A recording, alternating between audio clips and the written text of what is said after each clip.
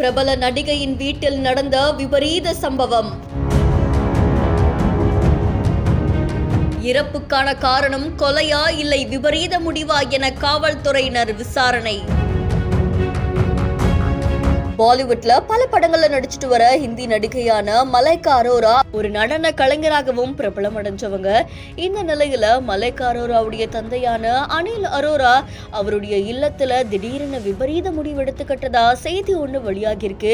இது சமூக வலைத்தளங்கள்ல பரபரப்பை ஏற்படுத்தி இருக்கு. இதை தொடர்ந்து காவல்துறையினர் இப்போ அவருடைய உடலை மீட்டு பிரேத பரிசோதனைக்காக அனுப்பி வச்சிருக்காங்க.